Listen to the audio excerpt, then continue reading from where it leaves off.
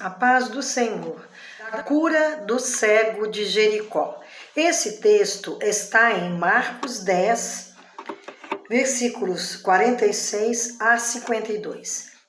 Mateus, capítulo 20, de 29 a 34. E em Lucas 18, de 35 a 43, em Marcos. E foram para Jericó. Quando ele saía de Jericó, juntamente com os discípulos e numerosa multidão, Bartimeu, cego mendigo, filho de Timeu, estava sentado à beira do caminho. E ouvindo que era Jesus o Nazareno, pôs-se a clamar: Jesus, filho de Davi, tem compaixão de mim. E muitos o repreendiam para que se calasse, mas ele cada vez mais gritava: Filho de Davi, tem misericórdia de mim.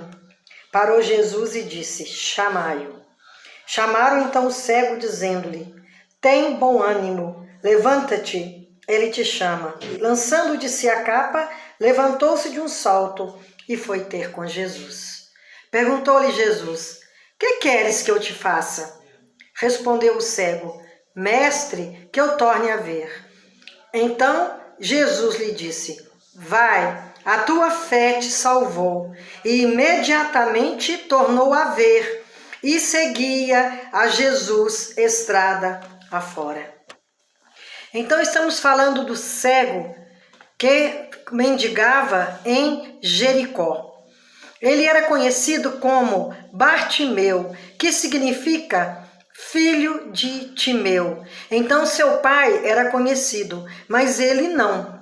Com certeza, ele era reconhecido como o ceguinho, o mendigo, porque ele, sendo cego, não tendo oportunidade e condições de trabalho, mendigava.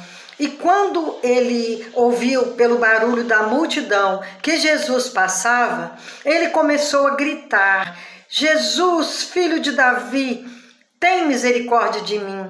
Ele sabia que era Jesus, provavelmente já tinha ouvido falar sobre os milagres, as curas prodigiosas, sobre a palavra que Jesus pregava. Ele já sabia muito bem que se tratava daquele homem que veio para curar, que veio para falar a palavra de Deus, para ensinar sobre o reino, porque ele teve fé e ele gritava e a multidão pedia que ele calasse, não se incomodou, foi perseverante e continuou a clamar. Ele já devia ter enxergado, porque ele queria tornar a ver. Provavelmente algum acidente fez com que ele se tornasse um cego.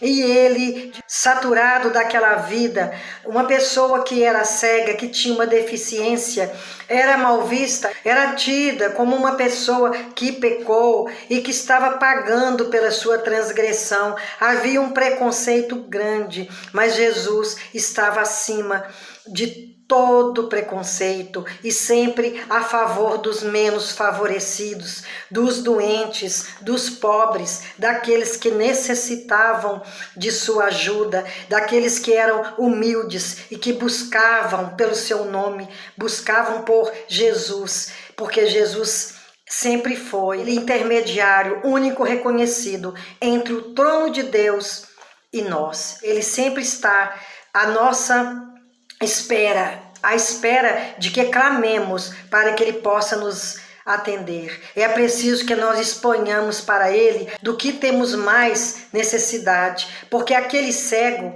logicamente, ele queria voltar a ver. Deveria ser essa a maior necessidade, porque ele não pediu para ficar rico, ele não pediu para ter sucesso, simplesmente ele sabia que o seu problema maior era ser cego, porque ele não podia trabalhar, ele não podia fazer nada e tinha que viver mendigando. E ele queria que Jesus fizesse o milagre na vida dele para que seu sofrimento fosse minorado, porque se ele enxergasse, ele poderia viver uma vida normal. Ele diz: Jesus, filho de Davi, porque ele já estava inteirado de quem era Jesus, que Jesus é da tribo de Judá, descendência de Davi.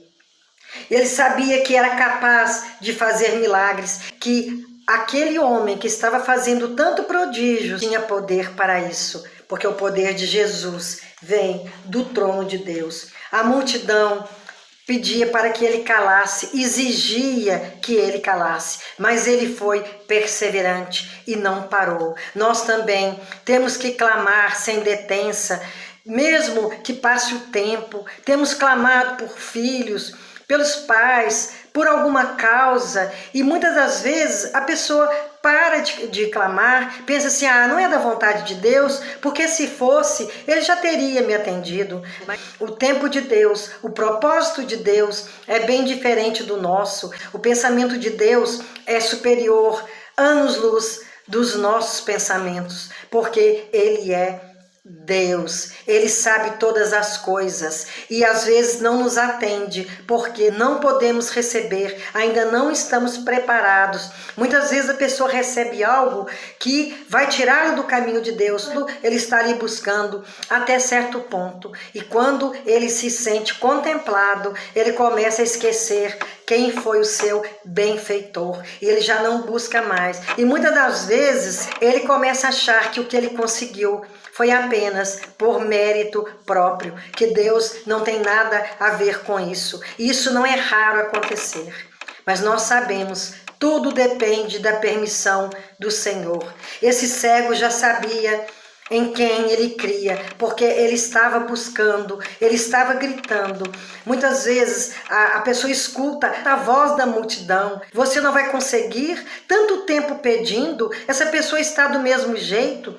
A sua situação é a mesma, você diz que está pedindo, quantas vezes você disse que tem orado, que tem clamado e que nada aconteceu? Pode esquecer, às vezes é vontade de Deus que você continue desse jeito.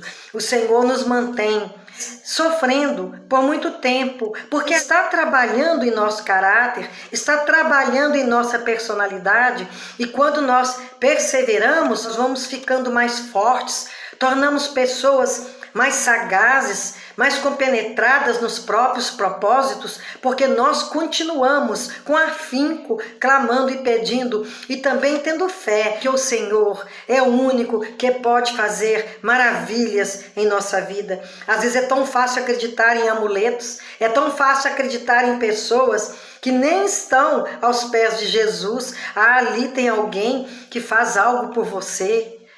Vamos lá, ele cobra pouco. Você com um pouquinho de dinheiro, você vai receber o que você tanto quer. E tira a pessoa do caminho de Jesus, aquele que pode fazer muito mais do que nós pensamos. Esse homem continuou clamando. Ele não esperou que alguém gritasse ou pedisse por ele. Ele mesmo insistiu. A pessoa fala, por que você continua clamando? Será que é isso que Deus quer para você? Mas você em seu coração, você sente quando o Senhor tem um propósito para a sua vida. Então, quando há promessas, verdadeiramente, não o que seja um produto da mente, mas quando a gente sente que há promessas, nós não podemos desanimar, abandonar aquele desejo. E esse homem, apesar da multidão dizer o contrário, ele insistiu, até que Jesus mandou chamá-lo. Chamaram então o cego, dizendo-lhe, tem bom ânimo, levanta-te, ele te chama. Eu imagino a felicidade desse homem, quando ele ouviu que Jesus o estava chamando. Ele pensou, aqui agora termina esse problema da minha cegueira. Logicamente que vai continuar tendo problemas, porque o Senhor não nos prometeu uma vida sem problemas, sem sofrimentos, porque nos sofrimentos somos trabalhados. Mas pelo menos a cegueira que virou um ponto de referência na vida dele, essa agora estaria terminada. Lançando de si a capa, levantou-se de um salto e foi ter com Jesus. ele lançou fora a capa, porque a capa era uma autorização romana, era como se fosse uma credencial, e atrás na capa escrevia: aqui é uma pessoa mendiga, uma pessoa que precisa de ajuda. Era mais ou menos isso, era reconhecido pela capa, e nesse momento ele estava se livrando da capa. Como ele deu um salto, ele jogou a capa para o alto. Às vezes, nós estamos sentindo protegidos com capas que, na verdade, não nos protege verdadeiramente. Só o manto do Senhor pode nos proteger debaixo da sua guarda, debaixo da sua palavra, na dependência total do Senhor. Às vezes buscamos por capas que não nos protegem do frio, das aflições. E nós continuamos acreditando que nós vamos ter livramento, vamos ter proteção. E na verdade erramos. Por isso que esse homem, ele deixou a capa sabendo que não precisaria mais dela, que ela poderia passar para outro que estava precisando mais do que ele. E ele deu um salto, porque naquele momento ele sentiu uma felicidade sem tamanho. O mendigo cego agora poderia levar uma vida normal. E ele foi ter com Jesus. Quantas pessoas, quantos de nós somos beneficiados por Jesus? Recebemos milagres, graças, e não seguimos a Jesus? Não continuamos seguindo após Jesus? Nos detemos no meio do caminho, retornamos à velha vida, voltamos a viver como o velho homem, no erro, esquecendo tudo que o Senhor fez. Ele pode fazer muito por nós, mas nós temos que crer, temos que ter fé e também temos que ter atitude. Esse homem teve atitude, porque nós não podemos esquecer que o diabo, o demônio, ele é perseverante. Ele fica nos rondando, até que nós falhamos, até que nós praticamos um pecado, até que nós caiamos, porque ele é perseverante, ele não desiste fácil. Por isso que nós temos que resistir ao demônio em oração, na leitura da palavra, na oração intercessória, porque quando resistimos ao mal, ele fugirá de nós. Mas até então, ele persevera. Como diz no mundo, ele é um cara de pau. Ele foi até tentar Jesus, que ele conhecia muito bem e sabia que era o Filho de Deus. Então nós temos que nos cuidar, estar sempre em contato com Deus, orando e vigiando, porque o demônio, ele não reconhece cara, ele é desrespeitoso, ele é mau caráter, ele é sujo. Então que nós continuemos em oração. A fé nos leva à ação, ao movimento. A multidão quis atrapalhar aquela mulher que tinha um fluxo de sangue. E eu imagino que a dificuldade que ela teve foi até se arrastando até onde estava Jesus para tocar-lhe o manto. Ela desconheceu, ignorou a multidão e seguiu em frente. A multidão não é boa conselheira, ela quer que nós desistamos. A multidão muitas vezes é o mundo, e o mundo pensa diferente de nós, os filhos de Deus, que temos fé. Com fé nós agradamos a Deus, mas sem fé nós não agradamos. Foi com fé que Abraão levantou o cutelo para sacrificar seu próprio filho, sabendo que o Senhor tinha plano para a sua vida, para a sua posteridade. Foi com a fé que Moisés tocou o mar vermelho e o mar se abriu. E foi com fé que aqueles homens retiraram a pedra. Dali saiu Lázaro. Então nós temos que ter atitude. Aquela pedra teria que ser removida pela fé, porque senão nada aconteceria.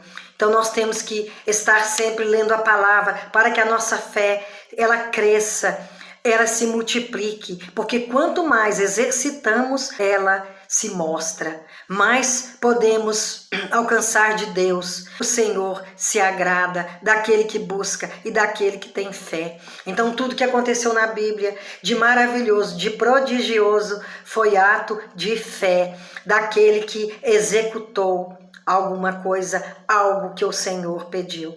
Às vezes o Senhor quer que tomemos uma providência, que não fiquemos de braços cruzados, esperando alguém chegar e nos levar e nos buscar. Como esse cego, ele foi intrépido. Ele continuou gritando. Ele não ouviu a voz daqueles que aconselhavam contrariamente à sua vontade. Nós temos que ter os nossos desejos específicos no nosso coração, bem claros, para que quando o Senhor perguntar: "Que queres que eu te faça?", nós saibamos responder. Que nós possamos continuar com Jesus. No último versículo, no 52, Jesus diz: "Vai, a tua fé te salvou." E imediatamente tornou a ver e seguia a Jesus estrada afora. O que atrapalha uma pessoa de ir após Jesus é a cegueira espiritual. Nós temos que clamar para que essas escamas caiam de nossos olhos, como caíram dos olhos de Paulo, e ele passou depois a ver claramente, a reconhecer o Filho de Deus e viver em função dele. A cegueira espiritual é um obstáculo pior do que a cegueira física, porque quem tem fé, mesmo sendo cego, ele pode continuar seguindo ao Senhor e realizando muitas coisas. Mas a pessoa sem fé, ela mesmo enxergando, ela não vai reconhecer a presença de Deus e tudo que Deus tem agraciado em sua vida.